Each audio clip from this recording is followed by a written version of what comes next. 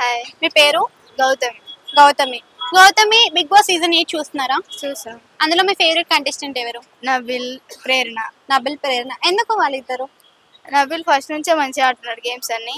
ప్రేరణ కూడా క్యూట్ గా అన్ని బాగుంటది. కానీ ప్రేరణ చాలా చైల్డిష్ బిహేవియర్ చేస్తున్నట్టు అనిపిస్తుంది. చైల్డిష్ బిహేవ్ చేస్తే అన్ని గేమ్స్ అయితే బాగానే ఆడుతుంది.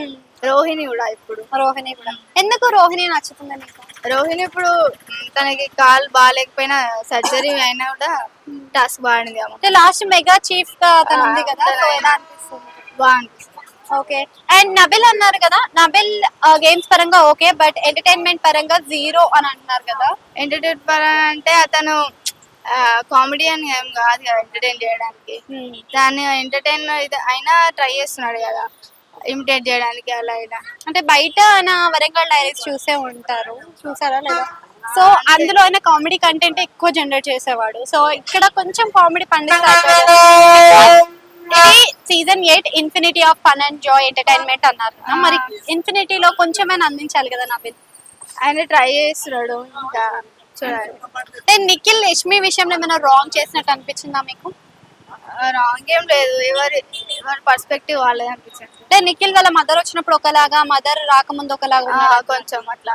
సో అలా మదర్ వచ్చినప్పుడు ఎలా చేంజ్ అయ్యాడు, వాళ్ళు రాకముందు ఎలా చేంజ్ అయ్యాడు? నా మదర్ రాకముందు తనకు అనిపించి చేసింది, మదర్ వచ్చినాక కొంచెం బిహేవియర్ చేంజ్ అయింది అనిపించింది.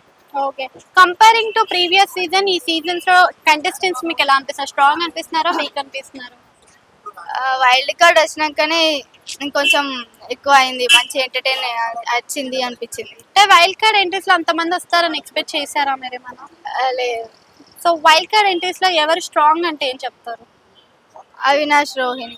అవినాష్, రోహిణి. ఎందుకు వాళ్ళిద్దరు? గౌతమ్ కూడా. గౌతమ్.